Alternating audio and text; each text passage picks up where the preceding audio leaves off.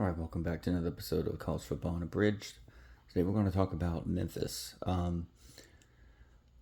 Memphis has been just a solid team for several years now. I mean, you go back to Justin Fuente and then Mike Norvell, and then they were really good with Silverfield. Once again, Silverfield's now at Arkansas, so they bring in Charles Huff. Charles Huff has been a good coach, but hasn't been anywhere for a very long time to see that consistency. He was at Marshall, was doing good things at Marshall, and then ended up going to Southern Miss last year. And after 1 year at Southern Miss, now he's at Memphis, and he brings a lot of his guys with him, which is great. Which is absolute great thing to have that continuity for in the first year there. He brings in Jalen Carter, who's a running back, was a running back at Southern Miss last year. He's going to be stepping in for Memphis this year. And they also bring in Dalen Hayden from Colorado as another back. The quarterback battle is going to be really interesting. They have Aaron Noland coming over from South Carolina, and Marcus Stokes. Marcus Stokes was a pretty high recruit coming out, or a decent recruit coming out, and out of high school, was committed to Florida, had a little bit of a scandal, ended up getting his scholarship kind of revoked, and then he ended up going to West Florida, did really well at West Florida, and is now getting an opportunity to redeem himself at Memphis. And I mean, he's a solid quarterback. I think either one, him or Aaron Nolan, coming out of the competition, they're going to be in good hands with either one of them. And then obviously having Carter there at running back is good.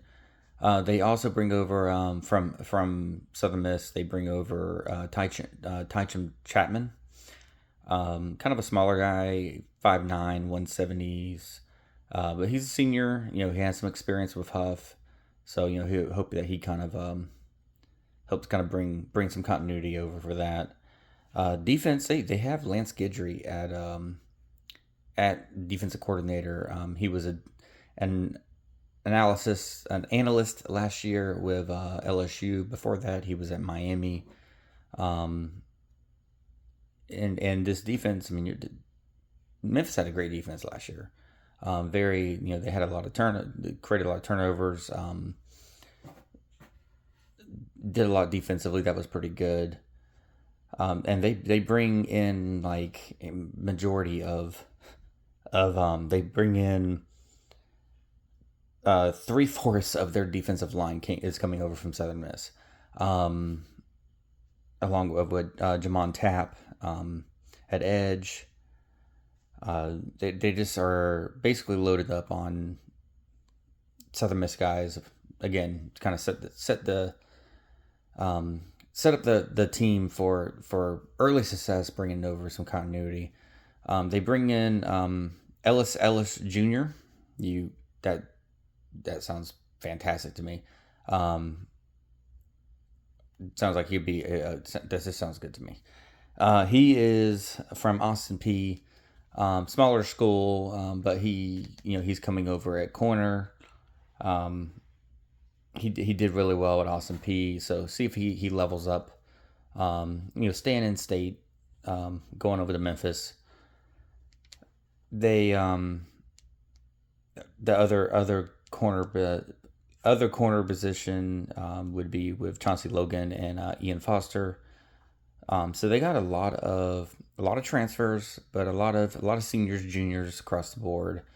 They got good potential quarterback between the battle between two of them that are both pretty solid recruits coming out of high school. Who Aaron Nolan didn't really win the starting job, so we haven't really seen much of him. And Stokes has been at at West Florida, so competition. See how he does with this.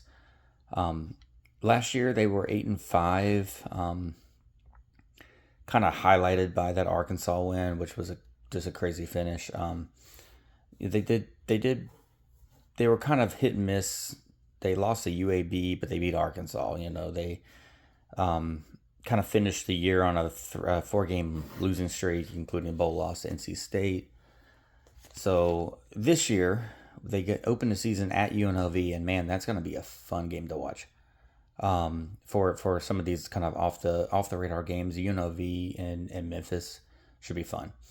Then they go Arkansas State. They got at Boise State, another fun game. UT Martin, Charlotte, UAB, Tulane, East Carolina Army, South Florida Navy, Temple. Very, to me, kind of top heavy on this schedule. At UNLV and at Boise, all in the month of September. Both really interesting games. Should be some really high scoring games.